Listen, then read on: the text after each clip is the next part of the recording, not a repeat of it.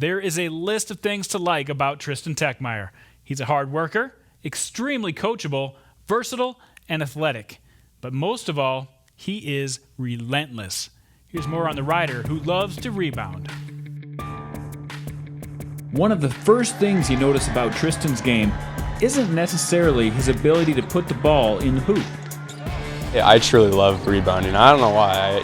Most people don't, but for some reason I love going up and getting the ball. And I don't have the greatest athleticism. I can't jump the highest, but for some reason when it comes to rebounding, I have a knack for it, and I really do enjoy it just as much as I do scoring and doing other things. He might say he just has a knack for it, but his present coach and future college coach both have an idea on what makes him so good at cleaning the glass.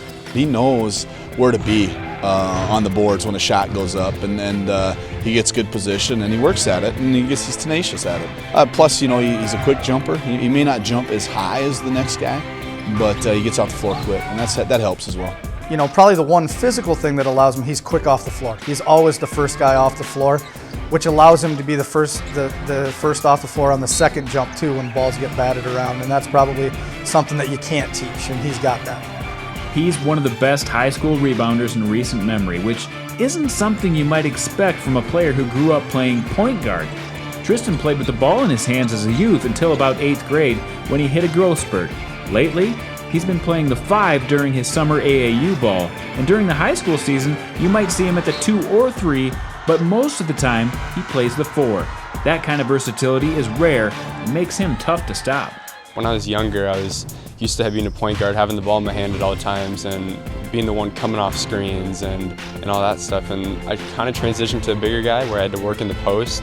Now that I've kind of hit my senior year, I'm kind of transitioning into a wing post guard kind of play where I can do a little bit of everything, and that involves me shooting 3-pointers, getting to the basket, posting up. I can do whatever I need to for the team. When it came time to pick a college, he decided to stay in Sioux Falls by committing to USF. That's a choice that not many Sioux Falls natives have made, but one that both the Cougars and Tristan are thrilled about. I know I wanted to play at the highest division I could, but also involve a school where I thought I'd fit in, a school that has a good academic program, and a school that was honestly closer to home.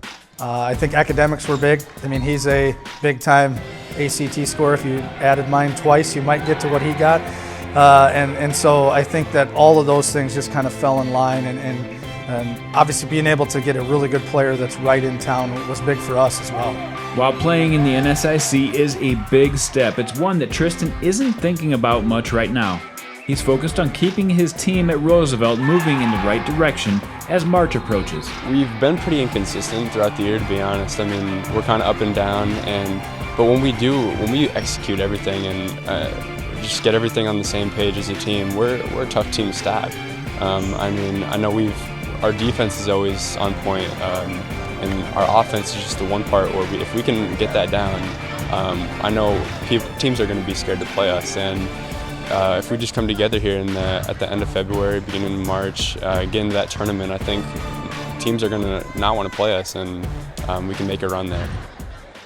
Well, Jason, there's been a lot of good players from the city of Sioux Falls here over the recent years. It's been a while since one of them decided to go to the University of Sioux Falls. Chris Johnson, though, clearly thinks this kid was worth the wait. Yeah, he said, we recruit from the inside out. We try to land Sioux Falls players, and they got a really good one. And Tristan really wants to be that hometown player to represent Sioux Falls, loves the community, wants to get his family to be able to see his games. And they got a good one. There's a few things he has to do to get better. He's got to get a little bit stronger, and he's got to be able to defend a little bit better. Which is natural for high school probably going to be kids, changing his right? position. Yep, exactly, like most kids do between high school and college. And you take a look at the numbers, though, hard to argue. 17 points a game, 13 boards. Yeah. And you were talking a little bit, too, about just maybe his touch around the rim. If he improves that, look out. And that comes with strength. I think the stronger you get, the more you can finish around the hoop. Sure. If he can get some of those inside shots to go in, the way that he's increased his outside shooting this year, watch out. This could be a really dangerous player at the next level. So versatile. We talk about all these guys on this part of the show, how versatile they are, but this guy is literally a guy that could play anywhere from 1 to 5. Absolutely. All right, well, look forward to seeing him play here in Sioux Falls over the next few years. All right, well, some teams have had a championship look all season, while others are just starting to play their way into the picture. Coming up, Jason's going to give us some off-the-radar contenders in this week's High School Hoops Forecast.